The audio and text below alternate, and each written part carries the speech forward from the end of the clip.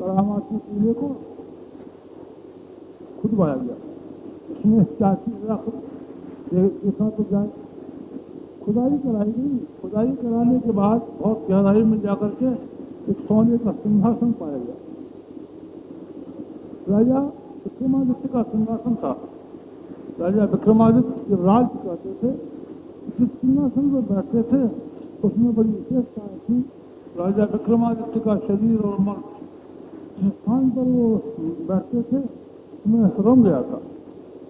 रम जाने से उसमें अंदर वो विशेषता हो गई, पैदा हो गई थी जो विक्रमादित्य के अंदर थी। उसका ही था ये प्रभाव कि टीले के ऊपर जो कोई बैठता राजा विक्रमादित्य की तरीके से बात करता। राजा भोज को बड़ी प्रसन्नता हुई, विक्रमादित्य का ये सिंहासन मुझे मिला और मैं अब बैठ करके न्याय किया करूंगा और बड़ी बड़ी बातें किया करूंगा, सूझबूझ से काम किया करूंगा और मैं भी विक्रमादित्य जैसा बन जाऊंगा। बड़ा प्रसन्न हुआ राजा भोज और सिंहासन को ले गया। सिंहासन को लेकर साफ कराया गया, हीरे और जवाहरात उसमें लगे हुए थे, खराब हो गए थे, उसको ठीक कराई, सफाई कराई, सोने का बना हुआ था। सारे प्रजा में खोल भेजी, अब हम विक्रमादित्य सिंहासन पर बैठा करेंगे और विक्रमादित्य की महत्तार विशेषताएं हमारे भीतर अब देखी जा सकेंगी। प्रजाजन और संभ्रांत नागरिक उस उत्सव को देखने के लिए आए। इसमें कि राजा भोज विक्रमादित्य के सिंहासन पर बैठने वाला था। जैसे ही राजा भोज कपड़े पहनकर अच्छे वस्त्र धारण करके आया और सिंहासन पर बैठने के लिए चला, तब सिंहासन के 32 पाए थे और 32 पायों में 32 पुतलियां लगी हुई। एक पुतली बोली, भोज विराट, अगर विक्रमादित्य जैसी तेरे अंदर विशेषता हो तो सिंहासन प्रसिद्ध है और सिंहासन तुझे वही काम देगा। अगर तेरे अंदर वो विशेषताएं नहीं है तो सिंहासन को कलंकित मत करना। सिंहासन विक्रमादित्य का है, इस पर उसी आदमी को बैठने का हक है जो आदमी विक्रमादित्य की योग्यता, दयानतदारी, ईमानदारी, वफादारी इत्यादि गुणों से समन्वित हो। तेरे अंदर क्या वो विशेषता है? राजा भोज ने पूछा, पुतली बता विक्रमादित्य के अंदर क्या विशेषता थी? तो पुतली एक कहानी सुनाने लगी। एक कहानी सुनाने लगी कि विक्रमादित्य ऐसा ईमानदार, ऐसा भला आदमी था, ऐसा था, ऐसा था। बहुत कथा सुनाई। कथा सुना करके राजा भोज का मुंह नीचा हो गया। उसने कहा, पुतली ये तो विशेषता मेरे अंदर नहीं है। तो उन्होंने कहा, तू जा, चुपचाप चला जा, बैठने की हिम्मत मत कर। राजा भोज चला गया। रात भर नींद नहीं आई। दूसरे दिन उसने कहा, मैं तो जरूर बैठूंगा सिंहासन के ऊपर। और राजा ने फिर मुनादी कराई कि हम फिर कल बैठेंगे। कल बैठने का वक्त आया तो पहली वाली पुतली तो बैठ गई। दूसरे नंबर की पुतली ने कहा, तो राजा भोज तेरे अंदर विक्रमादित्य की विशेषता और विशालता हो तो तू सिंहासन पर बैठ, और तेरे अंदर वो विशेषता विशालताएं न हो तो तू यहाँ से भाग जा। इस सिंहासन को हम पुतलियाँ कलंकित नहीं होने देंगी और हम इसकी रखवाली करेंगी और तुझे बैठने नहीं देंगे। राजा भोज ने कहा, क्या विशेषताएं थी? एक दूसरे नंबर की पुतली ने एक कहानी सुनाई। एक कहानी सुनाई जिसमें विक्रमादित्य की महानता का वर्णन था और उनकी सेवा भावना, उदारता का चर्चा थी। वो कहानी जैसे ही खत्म हुई, सारे दरबार के लोगों ने सुनी और सुनने के बाद में राजा भोज का सर नीचा हो गया। उन्होंने कहा, ये विशेषताएं तो हमारे अंदर नहीं है। दूसरे नंबर की पुतली ने कहा, जा जा चला जा, इस पर नहीं बैठने देंगे हम तुझे। उस दिन हिम्मत हार गया, चला गया। तीसरे दिन फिर हिम्मत की, चौथे दिन फिर हिम्मत, पांचवें दिन फिर हिम्मत। 32 दिन राजा भोज ने हिम्मत की।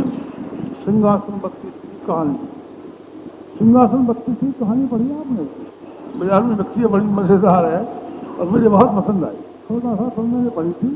सिंहासन 32वीं का 32वां आया दिन, 32वीं पुतली ने 32वीं कहानी सुनाई और राजा भोज जब आंखें नीची करने लगा, उन्होंने कहा वो विशेषता है, वो महानता है, वो गुण हमारे भीतर नहीं है। तो सारी पुतलियों ने आपस में सलाह की, ऐसे महत्वपूर्ण सिंहासन के ऊपर छोटे और घटिया आदमी को नहीं बैठने देना चाहिए। बस 32 पुतलियों ने आपस में काना फूसी थी और सलाह निश्चित हो गई, सारों से बात हो गई और एक ने आंख का इशारा एक ही तरफ किया और एक ने आंख का इशारा एक ही तरफ किया। 32 पुतलियों के जो पंख लगे हुए थे, पंख खुले, फर फर करते हुए 32 पुतलियों समय सिंहासन आसमान को चला गया। राजा भोज देखते कर देखता रह गया। कहानी बड़ी मजेदार कहानी लागू होती है आपके ऊपर, हमारे ऊपर। गायत्री महामंत्र 24 पुतलियों वाला सिंहासन, 24 पुतलियों वाला सिंहासन है। इस पर बैठने के लिए और विक्रमादित्य की तरीके से, महर्षि विश्वामित्र की तरीके से, महर्षि वशिष्ठ की तरीके से, जिन्होंने गायत्री उपासनाओं के द्वारा लाभ उठाए थे और चमत्कार प्राप्त किए थे, अपनी महानता जो उन्होंने बढ़ाई थी और सारे संसार और सारे विश्व को प्रकाश से प्रकाशवान किया था। गायत्री महामंत्र के सिंहासन पर बैठने से पहले उनको 24 पुतलियों की 24 कहानियां सुननी चाहिए। 24 अक्षर एक कहानी छिपाए बैठे हैं और एक शिक्षण छिपाए बैठे हैं। तो कहते हैं इस सिंहासन पर बैठने का हर एक को हक है, लेकिन उसके अंदर वो विशेषता होनी चाहिए जो विक्रमादित्य के अंदर थी, आध्यात्मिकता। आध्यात्मिकता का एकमात्र उद्देश्य है कि मनुष्य का व्यक्तित्व और मनुष्य का अस्तित्व और मनुष्य की विचारणाएं और उसकी महानता का अवर्धन किया जाए, बस। इसके अलावा कुछ उद्देश्य नहीं। वेदों के बनाने वाले का मतलब और कोई उद्देश्य नहीं, धर्म ग्रंथों के बनाने वाले का मतलब और कुछ नहीं, गीता बनाने का मतलब कुछ नहीं, रामायण बनाने वाले का मतलब सिर्फ एक ही था कि हर आदमी के भीतर एक मनोवृत्ति पैदा की जाए और वो मनोवृत्ति थी जो एक ही चौपाई में रामायण के बनाने वाले ने छिपा करके रख दी। उसने बताया या राममय सब जग जानी, करो प्रणाम जोर युग पानी। प्रत्येक मानव मात्र में राम, प्रत्येक नारी मात्र में सीता, जानकर के उनके साथ में क्या करना चाहिए कि सारा मनुष्य राम है और सारी नारियां सीता है, तो क्या किया जाए? करो प्रणाम जोर युग पानी। हर एक के साथ में नम्रता का व्यवहार, सज्जनता का व्यवहार, उदारता का व्यवहार, सेवा का व्यवहार, करुणा का व्यवहार करना चाहिए। बस खत्म हो गई हमारा। एक चौपाई याद कर लीजिए, लवान पारायण कीजिए, एक चौपाई समझ लीजिए, काफी है। पूरी रामायण का मजा है। गीता आपको आती है, बहुत ही अच्छी बात है, गीता का पाठ करते हैं, बहुत ही मुनासिब है। लेकिन गीता का सारी गीता आपको नहीं याद आती हो, एक ही श्लोक नहीं, पूरा श्लोक नहीं, आधा श्लोक याद कर लीजिए, गीता का मकसद पूरा हो गया। कर्मण्येव अधिकारस्ते मा फलेषु कदाचन। कर्म करने का तेरा अधिकार है। मनुष्य कर्म करने के लिए बनाया गया है। फल परिस्थितियों से टिका हुआ है, भाग्य पर टिका हुआ है, मौके पर टिका हुआ है, प्रारब्ध पर टिका हुआ है, लोगों के सहयोग और असहयोग पर टिका हुआ है, यानी कितनी चीजों पर मनुष्य का फल टिका हुआ है। फल आदमी के हाथ में नहीं है। आदमी काम कर सकता है, लेकिन जैसी अच्छी परिस्थितियां चाहता है वैसी परिस्थितियां मिल जाए, कोई आवश्यक नहीं। जिन लोगों के पास विश्व को कल्याण करने के माध्यम से कराते, उनके पास साधन भी रहे होते, मजा आ जाता। ईसा मसीह नंगे पांव सारे जिंदगी भर घूमते रहे, उनको एक सवारी मिल जाती, एक साइकिल मिल जाती, एक जीप मिल जाती, एक घोड़ा मिल जाता, जगह मिल जाता। जितना उन्होंने काम किया था उससे 4 गुना 6 गुना 10 गुना काम कर सकना संभव होता, पर बेचारे को नंगे पांव से ही घूमना पड़ा, फटे कपड़े ही लेकर के घूमना पड़ा। कोई जरूरी नहीं है कि व्यक्ति महान हो, भगवान का भक्त हो और अध्यात्मवादी हो तो उसको वो परिस्थितियां मिल ही जाएं जो परिस्थितियां उसके लिए आवश्यक है, और जिन परिस्थितियों को पा करके आदमी उन्नतिशील बन सकता है। इसलिए गीताकार ने मनुष्य के कान में एक बड़ी मजेदार बात कही, इंसान तो अपना कर्म करता है, इंसान तो अपना फर्ज पूरा करता है।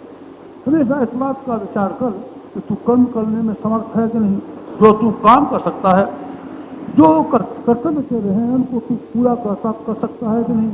अगर तू पूरा कर सकता है तो काफ़ी है तेरे लिए, फल कोई आवश्यक नहीं, फल उसी तरह का मिल जाए जिससे तेरी प्रशंसा हो, फोटो छाप जाए, सारी दुनिया तेरी नामबाजी करे और वाहवाही करे। वाहवाही किसी किसी के भाग्य में होती है, किसी किसी के में नहीं होती है। पोम्पियाई नगर की एक बार खुदाई हुई, भूकंप एक बार आया था और पोम्पियाई नगर विस्मार हुए। पोम्पियाई नगर की खुदाई कराई गई तो सारे के सारे जो मुर्दे पाए गए भागते हुए पोजीशन में थे। जब भूकंप आया तो हर आदमी ने भागने की कोशिश की, लेकिन भूकंप इतना भयंकर था कि भागते हुए आदमी के ऊपर गिरा और जो गिरा वो सब के सब दब करके नीचे तहस नहस हो गए। उसी पोम्पियाई नगर में एक आदमी था जो किले का पहरेदार था। किले के सामने पहरा लगाते हुए टेंशन की पोजीशन में खड़ा हुआ था। लोग भागते रहे, किले में से लोग बाहर निकल के भागे और लोग भागे, पर चूंकि उसकी ड्यूटी का टाइम खत्म नहीं हुआ था तो सिपाही ने कहा मेरी ड्यूटी का टाइम खत्म न हो जाए तो मैं कैसे भागूं। फिर मैं अपना फर्ज और कर्तव्य जो भगवान ने मेरे जिम्मे दिया हुआ है उसमें कमी कैसे आने दूं।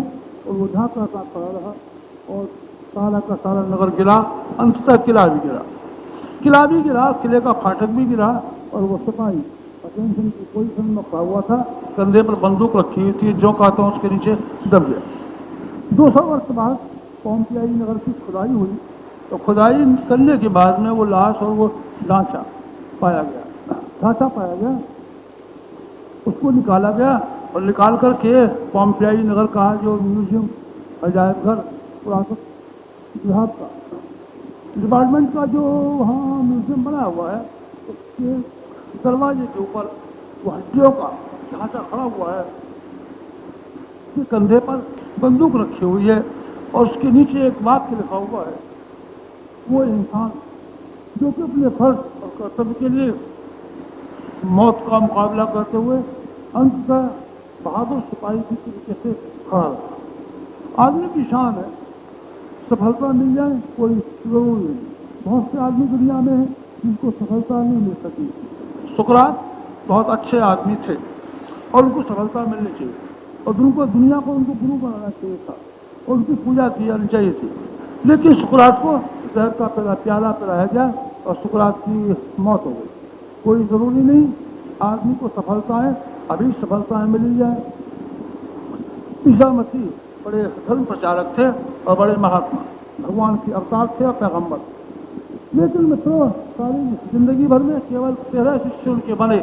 एक निकम्मे शिष्य ने उनको 30 रुपया इनाम का वारंट था कि ईसा मसीह को पकड़वा देगा तो 30 रुपया इनाम दिया जाएगा। उसने पुलिस में रिपोर्ट कर दी कि हमारा गुरु वहाँ बैठा हुआ है पेड़ के दरख्त के नीचे। पुलिस आई और ईसा मसीह को पकड़ ले गई और पकड़ने के बाद में फांसी लगा गई और सफल ईसा मसीह। सफलता कोई जरूरी नहीं है कि जो आदमी भगवान का भक्त हो या धर्म के रास्ते पर चलता हो, कर्तव्य के रास्ते पर चलता हो, उसकी हर सफलता मिलेगी, कोई जरूरी नहीं। सफलता और असफलताओं के ताने बाने से मनुष्य का जीवन और धागा में बुरा हुआ है। गीता का शिक्षण यही तो है। गीता का शिक्षण यही है कि आदमी सारे के सारे अपने ध्यान और मनोवृत्ति को इस बात पर लगा दे कि हम अपना कर्तव्य फर्ज और हम अपनी ड्यूटी हम पूरे कर रहे हैं कि नहीं कर रहे हैं, सामने वाला पूरी कर रहा है कि नहीं कर रहा है, इस बात पर हम गौर करना शुरू करेंगे तो हमारे सिर में चक्कर आ जाएगा और हमको बहुत परेशानी पैदा होगी। हर मनुष्य अपने आप में अपने कर्तव्य फर्ज का पालन कर सकता है। संत एकनाथ कहीं से गन्ने की एक फांदी लाए। संत एकनाथ कहीं से गन्ने की फांदी लाए और किसान ने कहा कि मैं गट्ठा भर के गन्ना भेजूंगा, और उसकी स्त्री को पहले से मालूम था कि आज हमारे घर में गन्ने का गट्ठा आएगा। गन्ने की बड़ी शौकीन थी और बस गन्ने का इंतजार कर रही थी कि अभी दोपहर को गन्ने का गट्ठा आता रहेगा, बस चौंकना शुरू करूंगी और 3 दिन तक गन्ना खाती रहूंगी। बस संत एकनाथ किसान के यहाँ से गन्ना लाए और रास्ते में बच्चे मिले। उन्होंने कहा हमको देना चाहिए, हमको देना चाहिए। पिताजी हम गन्ना नहीं खाएंगे क्या, आप खा लेंगे, हमको नहीं देंगे क्या। एक एक गन्ना सब बच्चों को बांटते चले गए। अंततः जब मकान पर पहुंचे तब उसकी स्त्री थी और वो कोई बच्चा खा नहीं बेचारों को। संत एकनाथ ने जो एक गन्ना बचा था अपने औरत के हाथ में थमाया और उसने ये पूछा कि उस किसान ने तो आपको एक गट्ठा गन्ना दिया था। उसने कहा एक गट्ठा दिया था, फिर ये एक गन्ना कैसे रह गया। उन्होंने कहा बाकी गन्ने छोटे छोटे बच्चे मिले और मुझसे मांगते गए, अपने बच्चे हैं तो क्या, पढ़ाई बच्चे हैं तो क्या, मैं कैसे मैंने कहा था मेरे लिए बच्चे बच्चे सब एक से, और मैंने एक एक गन्ना सबको दे दिया, एक एक गन्ना सबको दे दिया। स्त्री को बहुत नाराजी हुई। उन्होंने कहा सबको गन्ना मिलता चाहे न मिलता, मुझे तो गट्ठा भर के गन्ना मिलने चाहिए था। संत एकनाथ कहते रहे ये कोई जरूरी नहीं है, सबको एक एक गन्ना मिलता है, तुम भी एक गन्ने से काम चला सकती हो। उन्होंने कहा नहीं, हम तो पूरा गट्ठा खाएंगे, पूरा गट्ठा खाएंगे। टेंशन होती रही, खुशामद की उन्होंने और एक गन्ना दे दिया। तो एक गन्ने ये किसी में काम चला जा सकता है।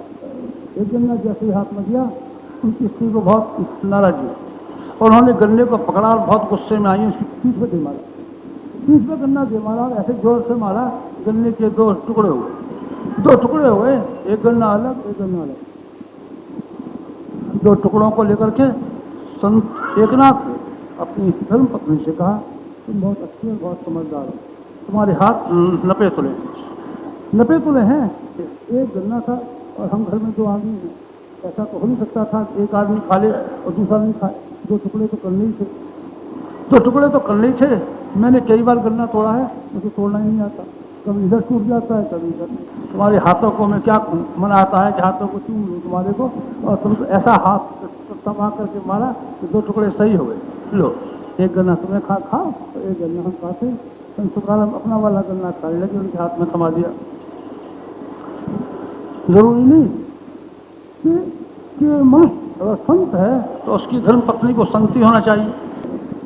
संत एकनाथ की धर्म पत्नी संत रही, आपकी धर्म पत्नी संत हो, ये भी कोई तुक हो सकता है। हो सकता है कि मनुष्य की परिस्थितियाँ बिल्कुल विपरीत और भिन्न, जैसी कि वो चाहता है वैसी परिस्थितियाँ शायद न हो। गीता काल ने यही कहा ये स्वाहा, और सारे का सारे समाज की बनावट ऐसी है। मनुष्य की इच्छानुकूल परिस्थितियाँ किसको मिली है मैं नहीं जानता, शायद कोई हो। रामचंद्र जी को इच्छानुकूल परिस्थितियाँ नहीं मिल सकी, सीता जी को इच्छानुकूल परिस्थितियाँ नहीं मिल सकी।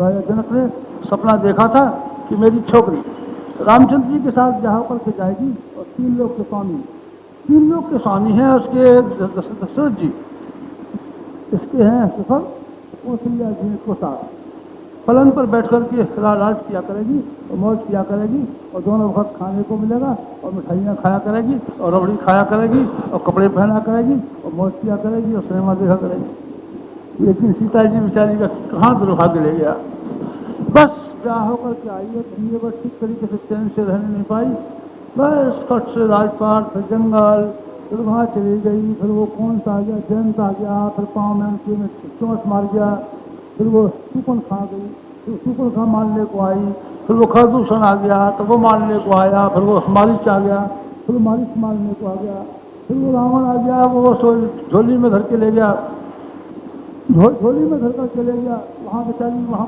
पड़ी रही, प्रचेता डराती रही, कौन सी राक्षसी डराती रही। वहाँ से फिर आई तो वहाँ के आने के बाद में रामचंद्र जी नाराज हो गए। उन्होंने कहा ये तो आप खराब है और वहाँ काय को रही, तो उसको बेचारी को जलाया गया, आग में जलाया गया, पानी में डुबोया गया, धूप में सुखाया गया, गर्मी में जलाया गया, ठंडक में रखा गया, जाने क्या क्या कर्म किए गए बेचारी के। वहाँ से कर्म करने के बाद में लोगों ने कह दिया अच्छी बात है, ये अच्छी है, बस अच्छी के पीछे अच्छी के बाद में भी चाह चलो चैन की सांस लेने को मौका मिलेगा, चैन की सांस लेने का मौका नहीं मिला। वो कम वक्त धोबिया मरा कहीं से, कपड़ा धोते धोते कहने लगा मेरी है और ऐसी होती तो मैं घर से निकाल देता, मैं राम ऐसा जो भैया बस सीता के लिए तो वो जरा सा धोबी था वो भी पहाड़ के बराबर हो गया। रावण ने तो थोड़े बरस 2 बरस अपने घर में रख करके फिर छुट्टी मिल गई थी, लेकिन धोबी भागा रावण से भी बड़ा भयंकर साबित हुआ। उसका ऐसा सांप लगा कि सीता जी को सारे जिंदगी भर अयोध्या का दर्शन करने का ही मौका नहीं मिला, फिर अपनी कौशल्या को देखने का ही मौका नहीं मिला। दुर्भाग्य चला सीता जी के साथ साथ, दुर्भाग्य आपके साथ हो, कैसे हो सकता है? सीता जी जैसे के साथ उसका दुर्भाग्य का समाधान भगवान न कर सके, आपके दुर्भाग्य का समाधान हो जाएगा, आपके दुर्भाग्य का नाम हो। इसलिए गीता काल में जिंदगी जीने की कला और जिंदगी जीने की व्यवस्था और जिंदगी जीने की साइंस को सिखाते हुए ये बताया, आदमी को अपना फर्ज पूरा करना चाहिए और जो परिस्थितियाँ जैसे भी कुछ सामने आए उनको मूर्ख रोकर के मुकाबला किया करते हैं और समझदार हंस करके मुकाबला किया करते हैं। फर्क कितना ही है और कोई फर्क नहीं। फर्क मूर्ख और समझदार में क्या है? मूर्ख उसे कहते हैं जो अपने सामने कितनी परिस्थितियाँ आती हैं उनको रो करके, चिल्ला करके, दुखी होकर के और दुनिया भर में हल्ला पीटते हुए, सिर पटकते हुए जो आदमी अपना समय काटते रहते हैं, ये मूर्ख कहलाते हैं। और समझदार आदमी वो कहलाते हैं जो अपनी विपन्न और विषम परिस्थितियों को मुस्कुरा करके, हंस करके टाल दिया करते हैं। चंद्रमा बैठा हुआ था एक दिन, शीशे में देखा उसने मुंह, शीशे में मुंह देखा तो उसके मुंह के ऊपर मुहासे लगे हुए थे और चेचक के दाग बने हुए थे और उनको बड़ा गुस्सा आया और बहुत दुखी हो गए। उन्होंने कहा ये काले काले धब्बे हमारे ऊपर हैं, हम देखो कैसे खूबसूरत है, चंद्रमा हमको भगवान ने बनाया और लेकिन ये क्या खराब बात हो गई, हमारे मुंह पर मुहासे हो गए और हम ऐसे हो गए और हमारा मुंह काला हो गया और चेचक के दाग हो गए।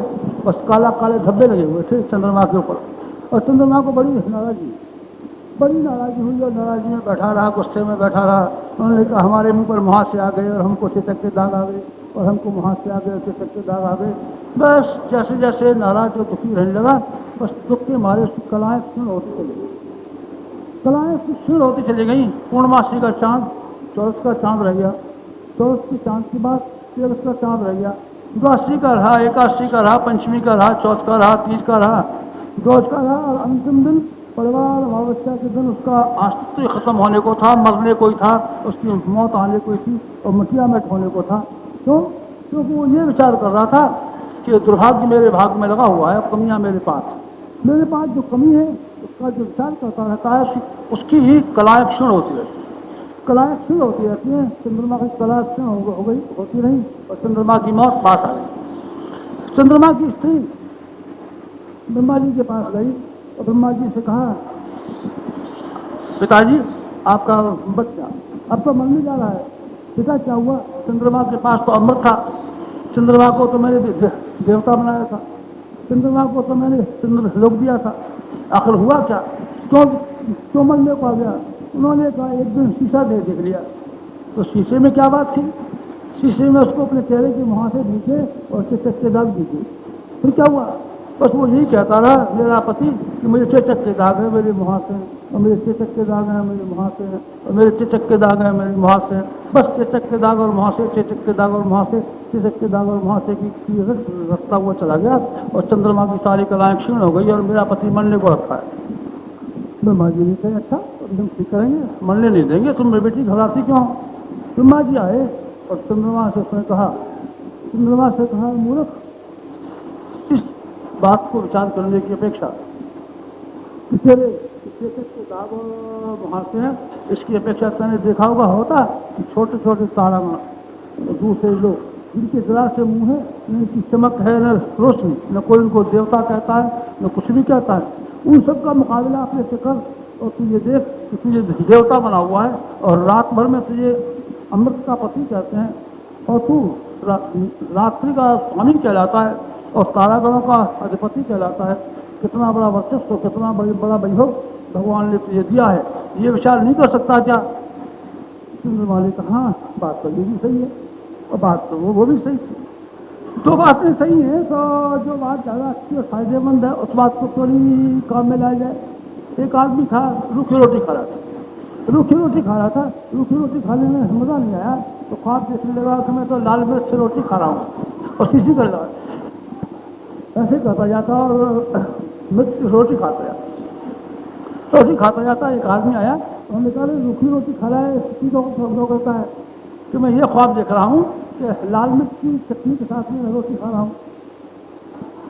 मूर्ख, कि जब ख्वाब ही देखना रहा तो लाल मिर्च की चटनी के साथ ख्वाब देखने से क्या फायदा, मिठाई और दही शक्कर के साथ देखना है, ख्वाब क्यों नहीं देखता है। ठीक है, उसके समझ में आ गया, बस इसलिए मिर्च से ख्वाब देखने का सपना बंद कर दिया और उसने शक्कर और दही बूरे के साथ और रबड़ी के साथ रोटी खाने का सपना देखा और उसके मुंह में पानी भर आया, खूब मजा आया, रबड़ी से रोटी खा रहे। ख्वाब ही का है। चंद्रमा ने ब्रह्मा जी के कहने के मुताबिक हंसना और मुस्कुराना शुरू किया कि कलाएं बढ़ती चलेगी।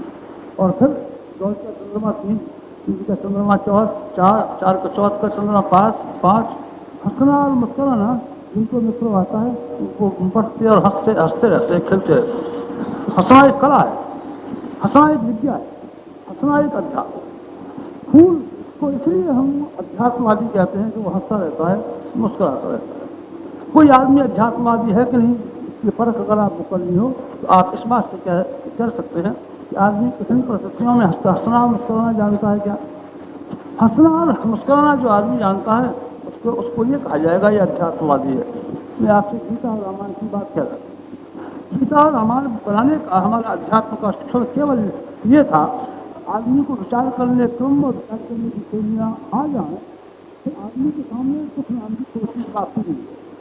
दुनिया में सुख है कहाँ, सुख मस्त की कमजोरी और कठिनाई के मतलब दुख और मनुष्य की जी में जो थोड़ी बहुत कमी मालूम पड़ती है, दोष मालूम पड़ता है, वही कहानी वैसे सुख के रूप में आ जाता है। अन्यथा हंसी खुशी ही तो इस जीवन में है, सुख और सुविधाएं तो इस जीवन में है, आनंद उल्लास ही तो बिखरा हुआ पड़ा है। आनंद उल्लास के सिवाय दुनिया में है क्या, सारी की सारी भगवान की आनंद उल्लास से बनाई ही पड़ेगी। इसलिए मित्रों दृष्टिकोण के पश्चात करने का नाम आध्यात्मिकता है और आध्यात्मिकता इसे मैं कहता हूँ जिसको गायत्री महामंत्र के द्वारा प्रसिद्ध किया गया है और सारे विश्व में फैलाया गया है। सारे विश्व में गायत्री महामंत्र की जप करने का मतलब, उपासना करने का मतलब, ध्यान करने का मतलब ये है कि व्यक्ति को विचार करने की शैलियाँ समझा दी जाए और आदमी को दुनिया में कैसे जीना चाहिए ये सिखा दिया जाए। बस इसके अलावा और कोई मकसद नहीं। देवताओं का निर्माण केवल इस ख्याल से हुआ। देवता कहाँ रहते हैं और कैसे हैं मुझे नहीं मालूम।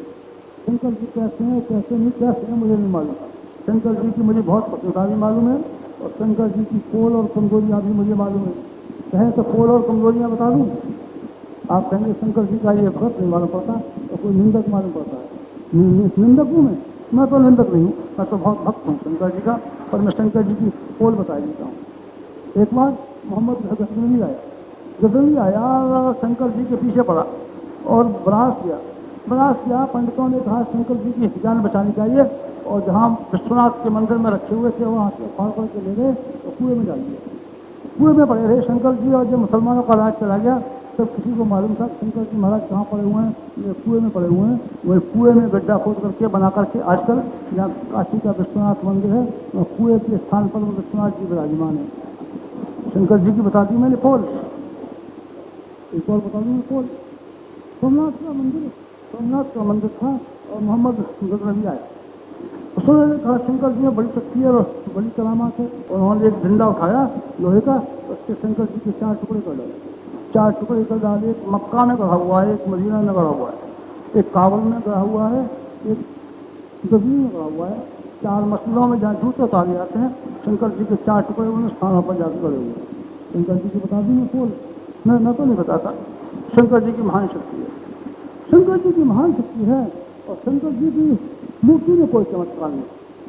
शंकर जी में जो कुछ भी चमत्कार है वो फिलॉसफी में है जो हमारे जीवन में अगर प्रवेश कर सकती हो तो हम परशुराम जी बन सकते हैं। परशुराम जी ने उपासना की शंकर जी की और शंकर जी की उपासना की और परशुराम जी के पास ऐसा कुल्हाड़ा आया कि उसने सारे पक्षी को न से अनुयायी, अत्याचारी और मूर्ख और बेवकूफ मनुष्यों को स्वीकार कर दिए।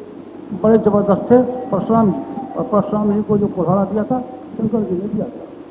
वहीं से शंकर जी को अलग होते हैं और शंकर जी एक अलग होते हैं। कहाँ गए थे? दर्शन करने गए। दर्शन के 2 अर्थ होते हैं। दर्शन एक तो आंख से देखने को, एक दर्शन फिलॉसफी का। हमारे यहाँ दर्शन शब्द फिलॉसफी का अक्षर भी आता है। योग दर्शन, न्याय दर्शन, सांख्य दर्शन, मीमांसा दर्शन। दर्शन माने फिलॉसफी। शंकर एक फिलॉसफी है। शंकर एक मूर्ति हो, मैं नहीं कहता कि नहीं है। शंकर जी एक देवता होंगे, मैं नहीं कहता देवता नहीं है, हो भी सकते हैं और होंगे भी, मैंने देखे नहीं है, इसलिए मैं आपसे कुछ पक्की बात नहीं कर सकता। लेकिन शंकर जी की फिलॉसफी मैंने देखी है, और शंकर जी की फिलॉसफी जिस किसी ने भी देखी और समझी वो भागीरथ हो गया। और शंकर जी की फिलॉसफी जिस किसी ने देखा वो परशुराम हो गया। और शंकर जी की फिलॉसफी जिस किसी ने देखी वो जाने कितना बड़ा हो गया। शंकर जी की फिलॉसफी ये है कि हमारा इष्ट देव और हमारा आराध्य देव और हमारा उपास्य भगवान कैसा होना चाहिए, और उपास्य के संबंध में आकर के हमको कैसा बनना चाहिए। उपास्य और उपासक का संबंध होता है, ठप्पे का और खिलौने का संबंध होता है। ठप्पा जैसा होगा, मिट्टी आप लेंगे, चिपका देंगे, खिलौना वैसे बन के आ गया। ये क्या बन के आ गया? मोर। ये क्या बन के आ गया? कबूतर। ये क्या बन के आ गया? हाथी। ये क्या बन के आ गया? चिड़िया। काय से बन के आता है? ठप्पे। ये ठप्पे कौन से देवता जितने भी बनाए गए हैं ये ठप्पे के रूप में बनाए गए हैं। इसलिए बनाए हैं कि इनकी पूजा करने के बाद, उनका ध्यान करने के बाद, उनका जप करने के बाद आदमी इस ठप्पे में ढलने की कोशिश करे और उसी तरह का बनने के लिए समर्थ हो। शंकर जी का ठप्पा, शंकर जी का ढांचा, शंकर जी का मॉडल के आधार पर हमको अपने जीवन की इमारत खड़ी करनी है। बड़ी इमारतें जब बनाई जाती हैं तो एक मॉडल बना के खड़ा कर लेते हैं, नक्शा बना लेते हैं, उसी के आधार पर वो बनता है। हम अपनी ज़िंदगी को शंकर जैसा मॉडल बनाना चाहते हैं और अपनी ज़िंदगी की इमारत हम ऐसी बनाना चाहते हैं जैसे शंकर जी की ज़िंदगी की थी। और कैसी थी शंकर जी की ज़िंदगी की? ऐसी बढ़िया ज़िंदगी थी उनकी कि मस्तिष्क में से हर वक्त ज्ञान की गंगा बहती रहती थी। ज्ञान की गंगा मस्तिष्क में जब भी विचार आए ज्ञान पूर्ण, मस्तिष्क में जब भी विचार आए विवेक पूर्ण, जब भी मस्तिष्क के मन में विचार आए आदर्श समानता से भरा हुआ, उत्कृष्टता से भरा हुआ, महानता से भरा हुआ, लोक मंगल की भावनाओं से भरा हुआ। अगर ऐसे हमारे विचार उठते हों तो आपको जानना चाहिए आप शंकर इष्टदेव आपका है और शंकर से आप अनुगमन करने की तैयारी के लिए उनकी पूजा कर लें। मस्तिष्क चंद्रमा शंकर जी के मस्तिष्क पर टंगा हुआ है। चंद्रमा अर्थात विचारों की प्रसन्नता, विचार अपने लिए ही नहीं, ज्ञान की दुनिया अपने लिए, और चंद्रमा सारे विश्व के। हमारे विचार ऐसे न हो कि हम रामायण पोथी में बैठ के पढ़ लिया करें कि क्या करके आए थे, कुछ पाठ करके आए, क्या पाठ करके आए मालूम नहीं, कुछ पाठ करके आए, काय का पाठ कर दिया, तुम्हें क्या बता दें विष्णु सहस्त्रनाम का पाठ करके आए। अरे बाबा विष्णु सहस्त्रनाम का पाठ करके आया तो हमको ही बता क्या क्या पाठ करके आया, क्या क्या सीख करके आया। हमारे ज्ञान सीमा बर्तन हो और एक केंद्रीय भूत न हो, बल्कि फैलते हुए चले जाए, चंद्रमा की तरीके से प्रकाशवान होते हुए चले जाए। जो हमने उत्कृष्ट और श्रेष्ठ ज्ञान सीखा है उसको विश्व में फैलाए। अगर ये विचार हमारे मन में आए तो हमको जानना होगा कि हमारा इष्टदेव शंकर है और उसके मस्तिष्क पर जो विराजमान चंद्रमा है, उसका मतलब, उसका उद्देश्य, उसका संदेश, उसका संदेश समझिए। शंकर के चारों सांप लपेटे हुए, गले में सांप, यहाँ सांप, वहाँ सांप, पेट पर सांप, गले में सांप, हर जगह सांप। सांप इस दुनिया में हर जगह भरे हुए पड़े, डंक मारने से छोड़ने वाले आपको नहीं। आप नेकी करेंगे इसके साथ, वहाँ से बदी आपको मिलेगी। इसकी आप प्रशंसा करेंगे उससे आपको बुरा ही परिणाम मिलेगा। अच्छे परिणाम आपको मिले अब वो जमाने रहे नहीं। अच्छे सेवा करने के बदले में प्रशंसा मिलती थी वो कोई और जमाने से। अब तो सेवा करने के बदले में आपको उपहास और निंदा और तिरस्कार सहने के लिए तैयार रहना चाहिए।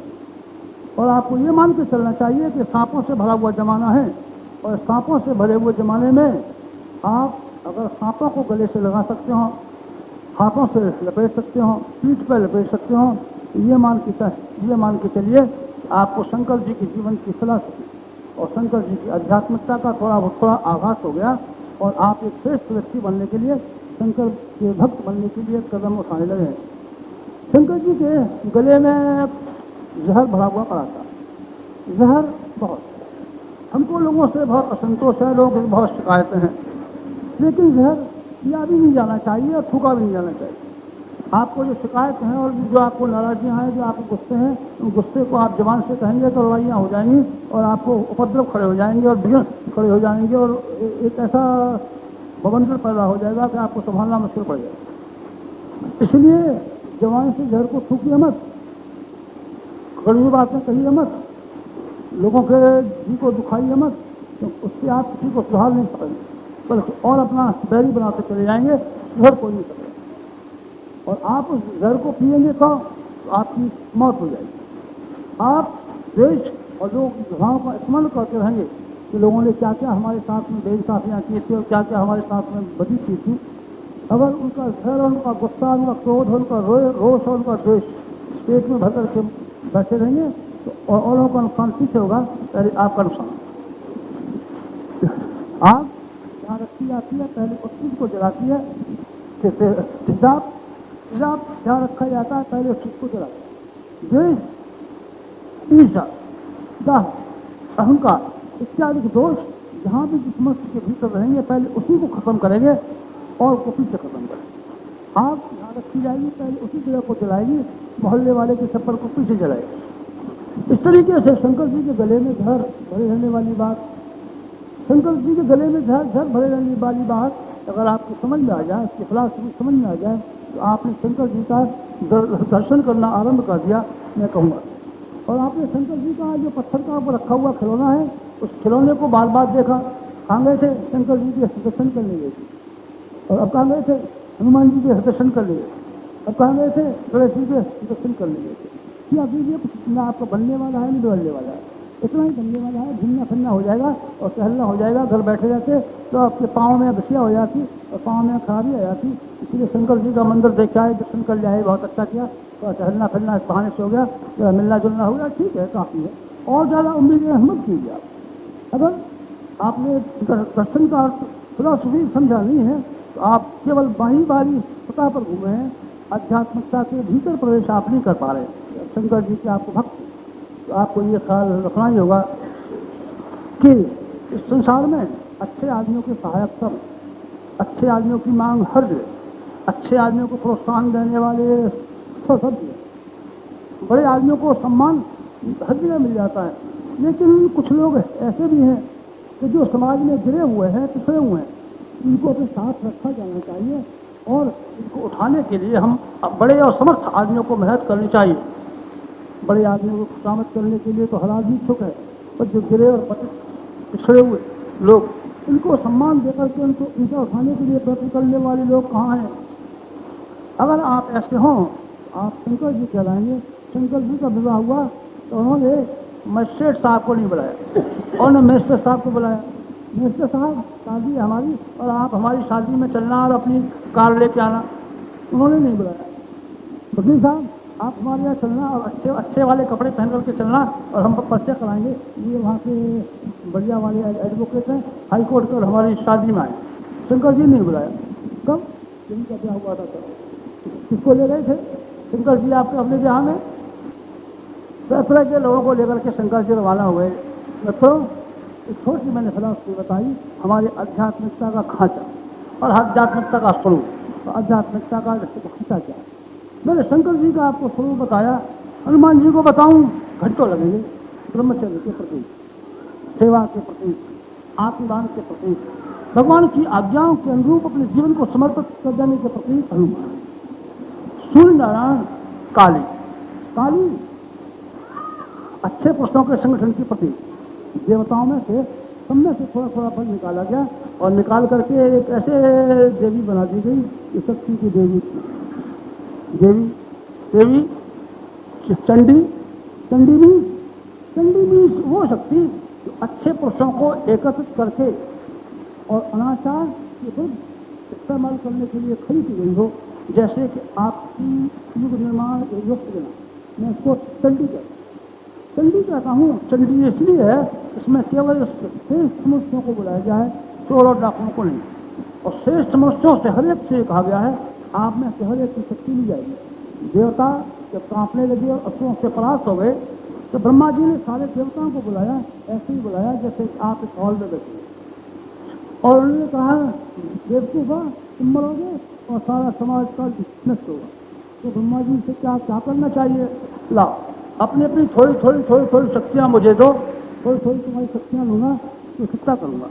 जैसे कि हम आपका एक एक घंटा वक्त और एक एक 10 पैसा इसके इकट्ठे करते चले जाते हैं, और उस इकट्ठा करने के बाद में एक ऐसा वज्र और एक ऐसा हथियार बनाने वाले हैं जिससे दुनिया में फैले हुए पाप का सफाया हो जाए। ये क्या कहलाती है? ये कहलाती है चंडी। चंडी की फिलॉसफी आप समझ में समझे नहीं। कहाँ गए थे? हिंगलाज गए थे। कहाँ गए थे? विंध्याचल गए थे। कहाँ गए थे? कलकत्ता गए थे। कहाँ गए थे? एयरपोर्ट गए थे। धूल में गए थे, कहीं नहीं गए थे। उल्लू की तरीके से मारे मारे डोले और पंडों को पैसे खा करके आ गए हो, और बेचारी मुर्गी और बकरी कटवा के आ गए हो। तो जानते हो चंडी क्या होती? चंडी की एक फिलॉसफी है। चंडी की एक फिलॉसफी है, सूर्य नारायण की हम पूजा करते हैं। सूर्य के समान तेज, सूर्य के समान कर्मनिष्ठ, सूर्य के समान सारे विश्व को पालन पोषण करने वाले, चंद्रमा देवता, पृथ्वी देवता, पृथ्वी क्षमा की देवी, करुणा की देवी, अनुदान की देवी, अन्न देने वाली देवी, घास देने वाली देवी,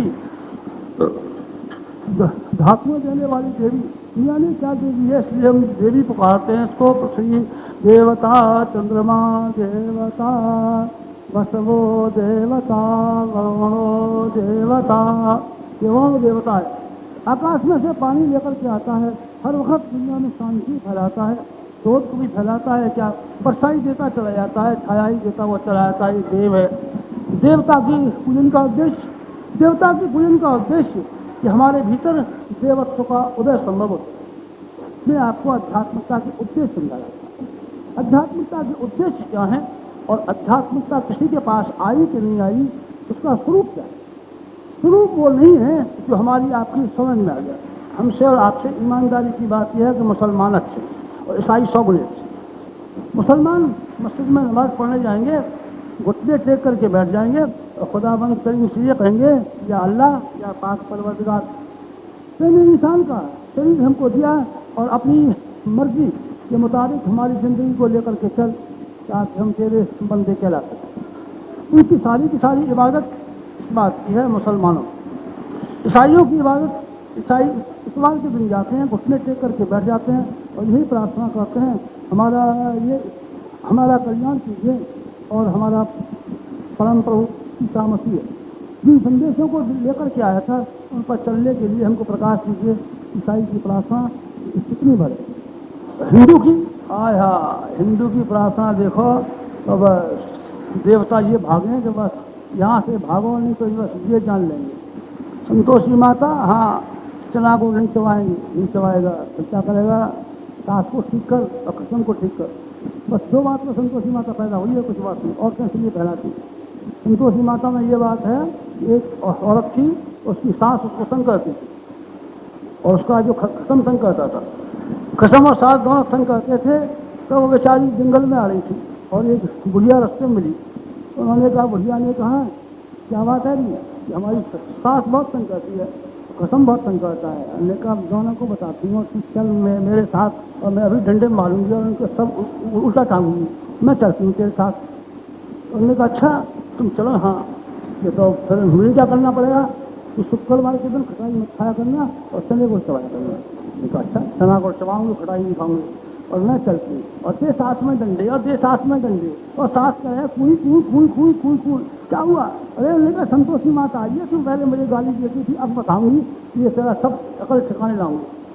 और वो खत्म कहता था, कभी गाली दे, कभी चाटा मारे, कभी क्या कहे। और वो आई संतोषी माता और दे डंडा कमर में, अरे लग गई, एक और डंडा पाँव में, अरे।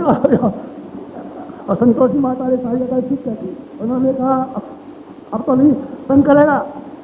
और देख, संतोषी माता मेरे पास आ गई है, और देख मैं शुक्र के दिन चना गुड़ खाती हूँ, और देख मैं खटाई नहीं खाती हूँ, और तेने तंग किया, मैंने डंडे लगवाई। नहीं भगवान, अब नहीं मारूंगा, अब नहीं गाली दूंगा। और सास ने कहा, नहीं देवी, पहले गाली दे दी, दे दी, तेरे पास संतोषी माता आ गई है, अब नहीं करूँगी। सारे के सारी हिंदुओं की फिलॉसफी, हिंदुओं की साइंस, इसमें केवल ये बात लगी हुई है कि हमको भौतिक कामनाएं, भौतिक लाभ और भौतिक स्वार्थ के समाधान हो जाए। न तो ये कोई उपासना नहीं है, न ये पूजा है, न ये भजन है, न इसमें भक्ति है, न ये धारणा है, न ये ध्यान है, न ये तपस्या है। ये विशुद्ध रूप से अध्यात्मवाद का दिल्लगीबाजी और मखौल है। ये अध्यात्मवाद की दिल्लगीबाजी और आध्यात्मिकता का मखौल है, ये मखौल है खाली। इसीलिए मैं आपसे ये निवेदन कर रहा था, मखौल करना बंद कीजिए। मखौल बहुत चीज़ों के साथ की जा सकती है, पर भगवान के साथ मखौल मत कीजिए। आध्यात्मिकता के आदर्श, आध्यात्मिकता के सिद्धांतों के साथ मखौल मत कीजिए। ये मखौल करने की चीज़ें नहीं है। आप मखौल करेंगे तो साम्यवाद नष्ट नहीं करेगा धर्म को और अध्यात्म को, हम चेले और भगत नष्ट करेंगे। तो जो आध्यात्मिकता का उद्देश्य ये था, इस तबके में ऐसे, इस क्षेत्र में से वो चमकीले तारे निकल कर चले आए जो समाज की व्यवस्था को सुधारें, समाज को संतुलित करें, समाज की सेवा करें, अपना आदर्श लोगों के सामने रखें। ये विशेषताएं पैदा करना आध्यात्मिकता का उद्देश्य, भजन करने का उद्देश्य था, भजन कराने का उद्देश्य था, पूजा करने का उद्देश्य था, मंदिरों की स्थापना करने का उद्देश्य था। इस चक्कर में, इस जाल में जो कोई भी आदमी फंस जाए, उन आदमियों में से हर आदमी ऐसा नेक आदमी बनता हुआ चला जाए किसकी नेकी की हर जगह प्रशंसा होती चली जाए। नेक आदमी वो है जो शंकर जी के मंदिर में जाता है, नेक आदमी वो है जो गणेश जी की पूजा करने जाता है, हर आदमी तथा हनुमान जी की पूजा करने जाता है तो आखिर तो ब्रह्मचारी तो होगा ही, और हनुमान जी की रोज पूजा करता है आखिर पहलवान तो होगा ही। पहलवान करने के भाव, अगर बनने के भाव अगर मनुष्य के मन में ना आए तो मैं कैसे कहूँ कि ये आदमी हनुमान जी का भक्त है। सेंडो अपने पिता के साथ म्यूजियम देखने गया, 11 वर्ष का बच्चा था, बड़ा कमजोर था, बड़ा दुबला था, जुकाम रोज रहता था, बीमार रहता था, और अपने बुजुर्गों के स्टैच्यू उसने देखे। कोई ऐसा मोटा था, किसी की ऐसी कलाई थी, किसी की बाहें ऐसी मोटी थी, किसी की गर्दन ऐसी मोटी थी, किसी की मूछें बड़ी बड़ी थी। सेंडो ने अपने पिताजी से पूछा, पिताजी ये जो मूर्तियाँ रखी गई हैं ये किनकी हैं? उन्होंने कहा बेटा हमारे बाप दादों की। तो हमारे बाप दादी ऐसे थे? उन्होंने कहा। तो उसने अपनी कलाइयों को लेकर कहा कि उनकी कलाइयाँ भी ऐसी थी जैसे इनकी हैं? उन्होंने कहा बेटा उनकी कलाइयाँ ऐसी थी। उन्होंने कहा उनकी गर्दन ऐसी मोटी थी जैसी इसकी हैं? अपनी गर्दन पे हाथ रखा, उसने कहा बेटा ऐसी। तो उसने कहा फिर क्या कोई आदमी कोशिश करे तो ऐसा नहीं बन सकता? उन्होंने कहा बेटा हर आदमी बन सकता है, कमजोर से कमजोर और दुबले से दुबला आदमी अगर अपने ऊपर संयम रखना सीखे और अपने ऊपर दृढ़ हो जाए, सारी इच्छा शक्ति को एकाग्र कर ले और कायदे और कानून पर चलना शुरू करे, अपनी विल पावर को तीव्र कर ले, ऐसे ही बन सकता है सेंडो। सेंडो ने दूसरे दिन से कसम खाई तो मैं तो पहलवान बन करके रहूंगा। और हकीम जी ने कहा अरे बेवकूफ जुकाम हो रहा है, खांसी हो रही है, मर जाएगा। उन्होंने कहा मैं तो पहलवान बन के रहूंगा। बस सेंडो ने अपनी सारी इच्छा शक्ति को समेटा और थोड़े दिनों के बाद सेंडो यूरोप का सबसे बड़ा पहलवान हो गया। सेंडो की बनियान सेंडो, सेंडो साइकिल सेंडो, सेंडो यूरोप का बहुत बड़ा पहलवान हुआ है। डॉक्टर शेराबुद जापान के 22 साल तक टीबी के मरीज रहे और अंत में डॉक्टरों ने एक फेफड़ा उनका निकाल दिया। उन्होंने कहा भाई ये फेफड़ा तुम्हारा सर के खत्म हो गया है, अब तुम्हारे इसी फेफड़ा रखा रहेगा तो तुम्हारी मौत और भी जल्दी हो जाएगी। 3 पसलियाँ काटी गई और एक फेफड़ा पूरा निकाल दिया गया। पूरा निकालने के बाद डॉक्टर उसने शेराबुद्दीन ने विचार किया, सारी दवाइयाँ सारे इलाज तो हो गए ख़त्म, क्या मैं अपनी विल पावर और अपनी इच्छा शक्ति का प्रयोग नहीं कर सकता? अपने ऊपर अपनी विल पावर और अपनी इच्छा शक्ति का प्रयोग करना शुरू किया। उसने कहा मैं अच्छा हूँगा, अच्छा करके रहूँगा। सारी की सारी शक्तियाँ केंद्रीभूत होती चली गई। उसने प्राणायाम का सहारा लिया। डॉक्टर शेराबुद डॉक्टर का जापान का माना हुआ डॉक्टर, उसने सारे जापान में अपने अच्छे होने के बाद 30 प्राणायाम केंद्र बनाए, जिसके द्वारा असंख्य रोगियों का उसने इलाज किया और सिखाया प्राणायाम कैसे किया जाना चाहिए, प्राणायाम क्या हो सकता है, तो प्राणायाम से असंख्य रोगों की चिकित्सा कैसे हो सकती है। जापान के 30 सैनिटोरियम की मुख्य चिकित्सा की विधि प्राणायाम है, डॉक्टर शेराबुद ने चलाई। शेराबुद वो तब एक फेफड़ा निकाल दिया गया था और 22 साल तक लगातार टीबी का मरीज रहा था। मैं आपसे एक बात कह रहा था, आध्यात्मिकता को पूजा हम कहते हैं, भजन कहते हैं, अनुष्ठान कहते हैं, जप कहते हैं, ध्यान कहते हैं, इस सारे के सारे कलेवर, इस सारे के सारे खांचे का एक उद्देश्य था कि मनुष्य भीतर दबी हुई क्षमता, सामर्थ्य और शक्तियों को जगाने के लिए एक ऐसा वातावरण बनाया जाए। आदमी के भीतर जो सो गया है, आदमी के भीतर वाला जो मर गया है, आदमी के भीतर वाला जो मूर्छित हो गया, आदमी के भीतर वाला जो समाप्त हो गया है, उसको फिर जिंदा किस तरीके से किया जाए, ये सारे के सारी तैयारियों का नाम अध्यात्म था और स्थान था। जब और आज तो जब मैं उसका स्वरूप देखता हूँ तो मुझे बड़ी दया आती है, बड़ी घृणा होती है। अध्यात्मादि उस आदमी का नाम है जो कहीं से न कहीं से फोकट में कुछ न कुछ चीजें मांगने का ख्वाहिशगार है। शंकर जी के पास जाएगा, 3 परिक्रमा लगा देगा, सबसे पहले ही कहता चला जाएगा, शंकर जी महाराज मेरा ये काम कर देना। गोवर्धन जी की परिक्रमा लगा देगा, गोवर्धन जी की परिक्रमा लगा देगा, महाराज जी 22 साल के हो गए, यहाँ तो होता ही नहीं है, और गोवर्धन की परिक्रमा लगा देगा। हाँ बच्चे, इसका परिणाम यह हुआ कि जो आदमी काली टाइप के आदमी थे, घटिया टाइप के आदमी थे, कमजोर टाइप के आदमी थे, कमीने किस्म के आदमी थे, स्वार्थी टाइप के आदमी थे, वो सारे के सारे जखीरे जम करके इसके भीतर जमा सकते हुए आध्यात्मिकता की खो के अंदर, एक खो के अंदर बहुत से कीड़े और चूहे और गंदे जानवर रहते थे। उसी तरीके से आध्यात्मिकता की खो के अंदर आज कीड़े और मकोड़े, गंदे मनुष्य, छोटे मनुष्य, स्वार्थी मनुष्य, कमीने मनुष्य, घटिया मनुष्य एक जगह इकट्ठे हो गए हैं, एक जगह इकट्ठे हो गए हैं, और हर जगह इसकी जिंदगी उड़ाई जाती है, मखौड़ उड़ाई जाती है। बच्चे से हम कहते हैं बेटा चोटी रख लो, मैं तो नहीं रखता। बच्चे जनेऊ पहन लो, मैं तो नहीं पहनता। बच्चे मंदिर में चले जाना, मैं तो नहीं जाता। बच्चे तिलक लगा लेना, मैं तो नहीं लगाता। बच्चे संध्या कर लेना, मैं तो नहीं लगाता। क्यों? क्योंकि ये सारे का सारा धंधा उन लोगों का है जो बहुत ही कमजोर और बहुत ही घटिया तबीयत के आदमी। घटिया तबीयत के आदमी वो है जिनके पास एक ही चीज है और एक ही कामना है कि उनके व्यक्तिगत जीवन की सुविधाओं का आयवर्धन कैसे होना चाहिए, और व्यक्तिगत जीवन की सुविधाओं का आयवर्धन करने के लिए जिस पर्सन की कोर्स की जरूरत है, जिस कोशिश की जरूरत है, मेहनत की जरूरत है, जिस लगन की जरूरत है, वो सारे का सारा परिश्रम और लगन और कष्ट हमको नहीं उठाना पड़े, बल्कि फोकट में हमारा काम चल जाए। ये एक ही इच्छा है आज के सारे अध्यात्म के इर्द गिर्द घूमती है। मित्रों, आज से 45 वर्ष पूर्व मुझे गायत्री महामंत्र का शिक्षण दिया गया और मेरे मन में अच्छी सफाई करा दी। सफाई करा दी गई। सफाई हो जाने के बाद में मेरे कपाट खुल गए और मेरा दिमाग साफ हो गया। मेरे दिमाग में ये तमन्ना रही नहीं कि अब मैंने गायत्री मंत्र का अनुष्ठान किया, सवालक अनुष्ठान किया और मेरी बीवी को बच्चा हुआ। मैंने सपना नहीं देखा। मैंने तो सिर्फ यही सपना देखा कि मेरा मन जो सो गया है, मेरा अंतरात्मा जो सो गया है, मेरे ऊपर जो कसार कलमश लोभ और मोह के आवरण चढ़े हुए हैं, इनको सफाई करने में कितनी मदद मिलती क्या चली जाएगी। मैंने हर अनुष्ठान को इसी कसौटी पर कसा। मैंने इस कसौटी पर नहीं कसा कि मैं जब रात को सो जाता हूँ तो मुझे सवेरे सफेद चक्करमान दिखता है कि नहीं दिखता है। गुरु जी, हाँ, पहले तो हम आँख बंद करते थे, जब करते थे बहुत चक्करमान सफेद दिखता था, और अब वो चक्करमान सफेद दिखना बंद हो गया। अरे तो बाबा क्या मुसीबत आ गई, चक्करमान घूमना बंद हो गया। तो गुरु जी, पहले तो हम जब करते थे और कान में उंगली लगा देते थे तो सन सन सान सान सन सन दिखाई, अब तो बेकार की बात है बकता है। सुन सुन कान में और सुन सुन वहाँ सफेद रोशनी यहाँ। ये बच्चों के खिलौने की बात छोड़, ये बच्चों के खिलौने तो कोई भी कर सकता, कभी भी कर सकता है। ये बिल्कुल बालकों के खिलौने हैं। ये मन की एकाग्रता के चमत्कार हैं, इसको मैं समझने वाला ऐसा कर सकता हूँ।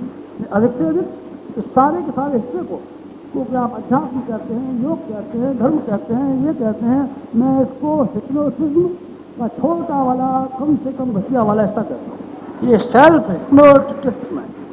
आप ध्यान कीजिए, विल पावर इकट्ठी कीजिए कि हमारे कान में सांस सांस सांस सांस सन सन सन सन टन टन हो रही है, आपको दिखाई पड़ रही है। इस सेल्फ में इसमें क्या रखा है? आप ये ध्यान कीजिए कि हमको अभी आंख बंद कर लीजिए, हनुमान हनुमान हनुमान, सफेद रंग का हनुमान, सफेद रंग का हनुमान, सफेद रंग का हनुमान, ऐसा हनुमान, तो 4-5 मिनट कीजिए, फिर आपको हनुमान दिख जाए। बात ही है, बड़े बड़े आदमियों, खाम खा की बात है, पागलों की जैसी बात है, पागलों की जैसी बात है। हमको ये सपना दिखता है, हमको ये हनुमान जी दिखे, हनुमान जी तुझे दिखे तो हनुमान जी दिखने के बाद में तेरे जीवन में क्या परिवर्तन हुआ? तू फिर अंगद हुआ, मैं तो अंगद नहीं हुआ, जामन नहीं, नल नहीं, नील नहीं, सुग्रीव नहीं, तो कौन है? वही है महाराज जी जो जो जो, जो काम का लंबरदार, जब जाता हूँ तभी चांटा धर देता है। तो हनुमान क्या दिखा, एक बात पूछ, कहता हनुमान जी से पूछ मार और सीधा देखो। हनुमान जी ने नहीं मारी पूछ, रात में सपने में देखा, उल्लू को सपने में देखा। खाम काफी बातें पागलों जैसी, खाम काफी पागलों जैसी और बेवकूफों जैसी, जैसी बातों को आदमी जाने क्या से क्या समझते रहते हैं और नियाने को कितना महत्व देते रहते हैं, नियाने को क्या समझते रहते हैं, नियाने को क्या कहते रहते हैं। ये सब बातें मित्रों, ये इच्छा शक्ति के इकट्ठे करने के और सेल्फ मैथमेटिज्म के एक नगण्य जैसे बाल की बराबर खिड़की जैसे चमत्कार है, कुछ नहीं। फिर क्या है अध्यात्म? अध्यात्म वो है जो मेरे गुरुदेव ने मुझे सिखाया था, उसको सिखाने के लिए मैंने आपको बुलाया। मैंने आपको ये बात सिखाने के लिए बुलाई कि अध्यात्मता महामानवों का एक व्यवसाय है। महामानव वो, महान मानव वो जिनका आक्रमण इस बात पर आयु हो गया है कि हमको दुनिया में बड़ा आदमी नहीं बनना, हमको महापुरुष बनना। हमको दुनिया में बड़ा आदमी नहीं बनना, हमको महापुरुष बनना। हमको दुनिया में बड़ा आदमी नहीं बनना, हमको महापुरुष बनना। बड़े आदमी की तीन चीजें हैं। एक वो जिसके पास बहुत सारे पैसे हैं, उसको आदमी बड़ा आदमी कहते हैं। एक आदमी वो को कि अपनी दसों इंद्रियों की सुख सुविधाओं के साधन और माध्यम मिल जाते हैं, वो बड़ा आदमी है। और एक आदमी बड़ा आदमी वो है जिसको फोकट के आदमी, गंदे आदमी, फुहड़ आदमी, बेवकूफ आदमी तारीफ किया करते हैं, उस आदमी का नाम बड़ा आदमी। बड़ा आदमी बहुत ख्वाहिशगार रहता है, गंदे और बेवकूफ आदमी उसकी तारीफ किया करें, प्रशंसा किया करें। तो अध्यात्मवादी ये समझता रहता है दुनिया छोटे आदमियों की है, दुनिया कमीने आदमी है, इसलिए यहाँ किसी अच्छे आदमी को प्रशंसा दुनिया में न मिली है, न मिल सकती। मीराबाई को प्रशंसा मिली थी, जहाँ गई थी वहीं गालियाँ मिली थी, गीत गाती है, सड़कों का गाना गाती है। और प्रशंसा किसको मिलती है? प्रशंसा मिलती है मधुबाला को, प्रशंसा किसको मिलती है? जयंती माला को, प्रशंसा किसको मिलती है? उनको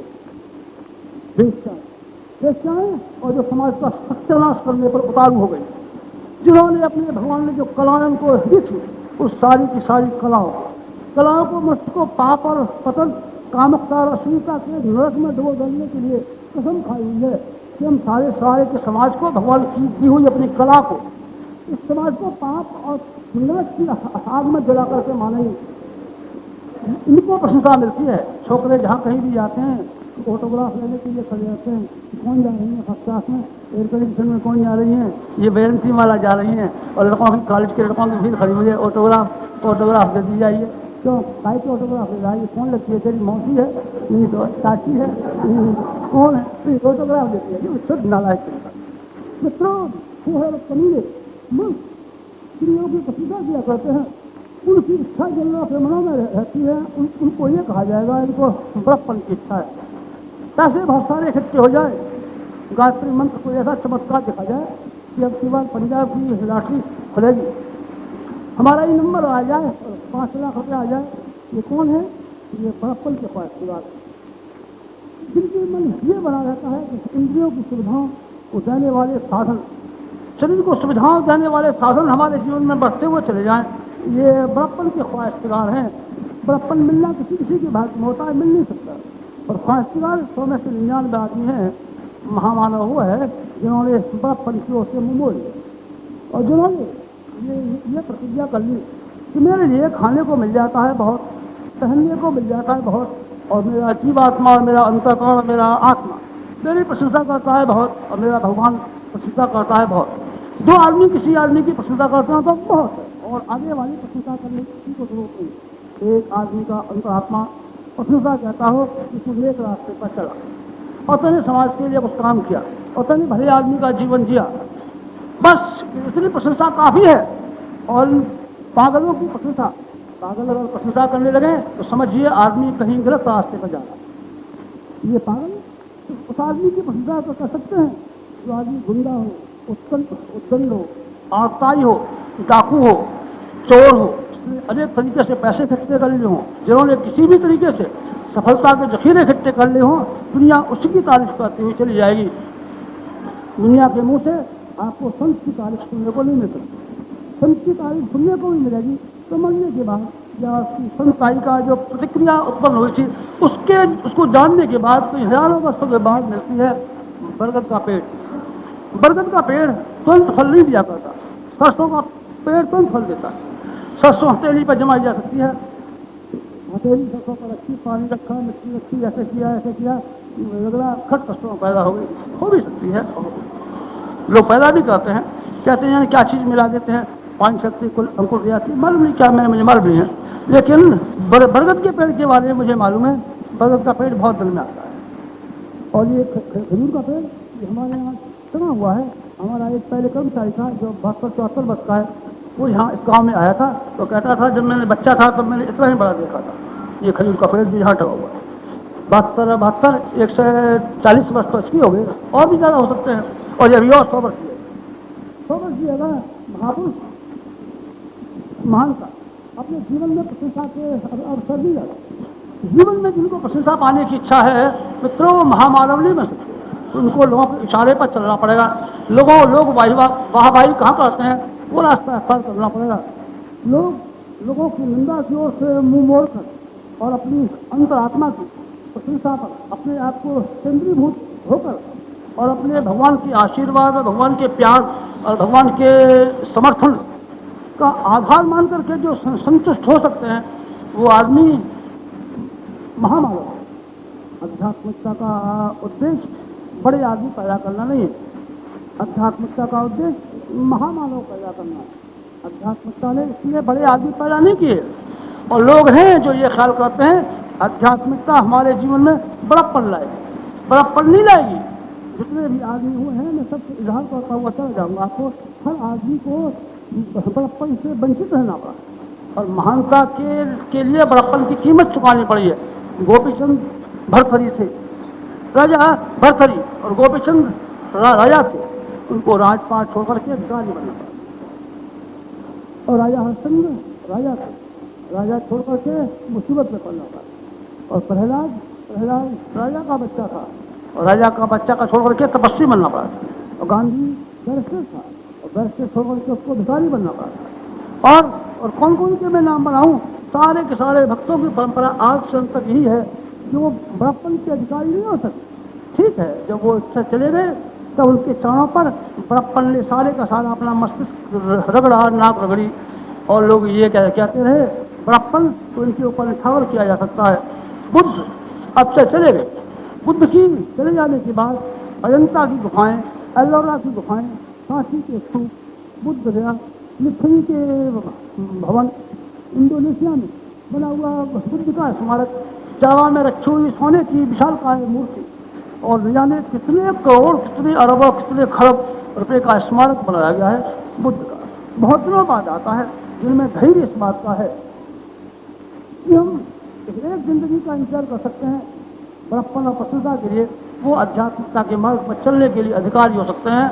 विक्रमादित्य की राजा भोज के सिंहासन पर लगी हुई पुतली ने कहा, राजा भोज की सिंहासन पर बैठना चाहता था कि पुतली ने कहा इस सिंहासन पर, आध्यात्मिकता के सिंहासन पर, गायत्री के सिंहासन पर, भगवान के प्यार के सिंहासन पर बैठने का हक उन लोगों को है जिन्होंने बड़प्पन की ओर से मुंह मोड़ा, जिन्होंने इंद्रियों की श्राप की ओर से मुंह मोड़ा, जिन्होंने दुनियावी ख्वाहिशों की ओर से मुंह मोड़ा, और जिन्होंने भगवान को प्यार पाने की कीमत चुकाने के लिए कष्ट कहने वाली बात, संयम से रहने वाली बात, तुम खर्च में काम चला लेने वाली बात, किफायत का जिंदगी जीने लेने वाली बात, और मुसीबतों के बीच करके हंस करके दिन गुजार देने वाली बात जिनके मन में आ गई, वो सिंहासन पर बैठने के अधिकारी हैं। एक पुतली ने कहा, और एक पुतली ने कहा इस भगवान की भक्ति के सिंहासन पर बैठने के सिर्फ वो आदमी हकदार हैं जिनके मन कोमल हैं, जिनके मन उदार हैं, जिनके मन करुणा से भरे हुए हैं, जो पत्थर के तरीके से नहीं है, जो अपनी ही दौलत, अपनी खाना और अपनी पहनना देख करके खुश नहीं हो जाते। जब जो खाने को बैठते हैं तो उनकी आँख में ये विचार आता है, न जाने कितने आदमी इस दुनिया में भूखे होंगे, न जाने कितने आदमी इसमें से प्यासे होंगे, इसमें से मैंने बचाव करके रखा होता तो शायद उन लोगों के लिए काम आता। कल ईश्वर चंद्र विद्यासागर का मैंने दाखिला आपको दिया था। लोकमान तिलक का भी ये बात हुई। लोकमान तिलक बैरिस्टर थे, वकालत करने के लिए जब गए कचहरी में तो उनका मन नहीं भरा। उन्होंने कहा मेरा महान जीवन लोगों को झूठ और बेबुनियाद और बेसिलसिले के काम करने के लिए नहीं बनाया है। मैं दुनिया में शिक्षा पैदा करूंगा और शिक्षक बनकर के रहूंगा।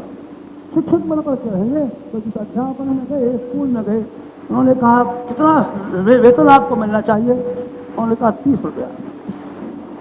30 रुपया? 30 रुपये से क्या हो सकता है?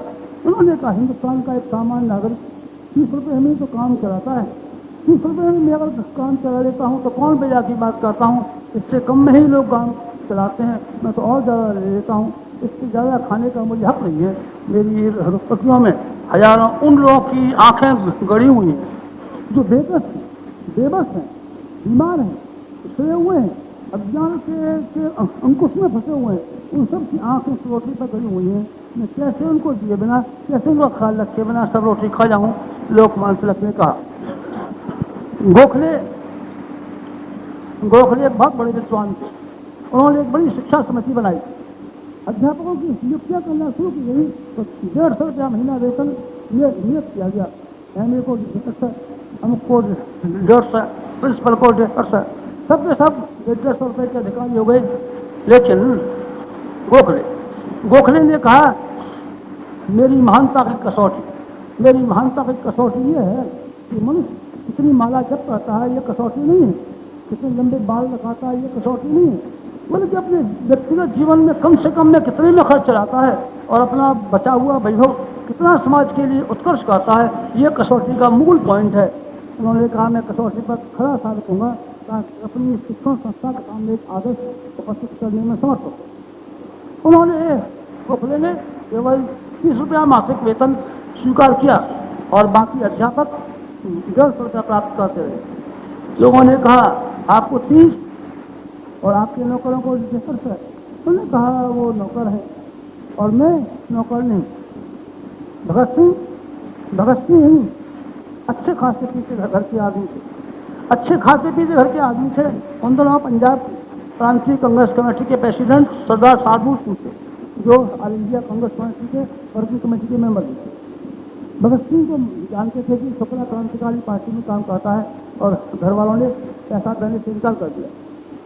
सरदार साधु सिंह उनके संबंध भी होते थे भगत सिंह के। उनसे उन्होंने कहा कि कुछ ऐसा काम बता दीजिए कि मैं थोड़ा काम कर लिया करूं और काम करने के बाद में मेरा गुजारा हो जाता है और गुजारा हो जाने के बाद में मैं अपना काम जारी रख सकूँ। उन्होंने कहा ठीक है, ऐसा तुम कर सकते हो।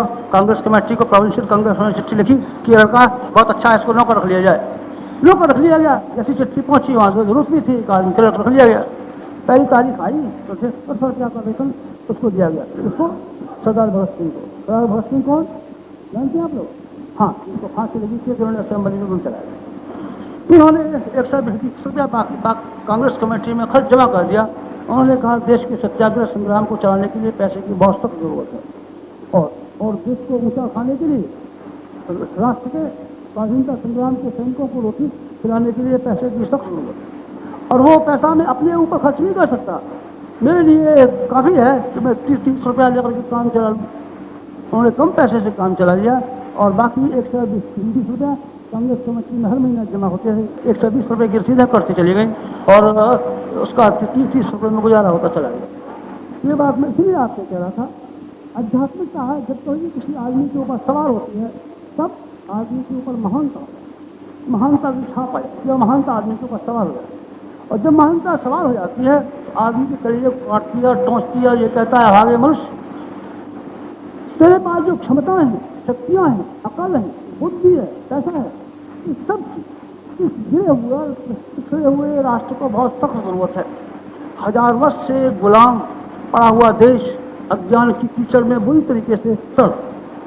अज्ञान की कीचड़ ने हमारे इस राष्ट्र के कोने कोने में कोढ़ पैदा कर दिया है।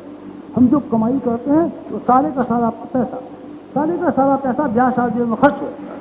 हिंदू की कमाई का 30% कमाई ये ब्याह शादी खा जाती है और हिंदू को गरीबी रहना चाहिए और बेईमानी रहना चाहिए। क्योंकि बेईमानी किए बिना उतना पैसा कहाँ से लाएगा और उतना पैसा खर्च कर डालने के बाद एक ईमानदार आदमी संपन्न रह के सकेगा। इसीलिए गरीब ही रहेगा। और गरीबी दूर करना चाहेगा तो उसको बेईमान होना पड़ेगा, और बेईमानी नहीं करना चाहेगा तो उसको गरीब रहना पड़ेगा। गरीब नहीं रहना चाहता है तो उसको बेईमान होना पड़ेगा, बेईमान नहीं होता है तो वो गरीब रहना पड़ेगा। दो के बीच का कोई विकल्प नहीं है। अगर सामाजिक कुरीतियाँ जो आज हमारे देश में फैली हुई हैं अगर जिंदा रखी गई तो आदमी को बेईमानी और गरीबी में से एक का चुनाव करना ही पड़ेगा।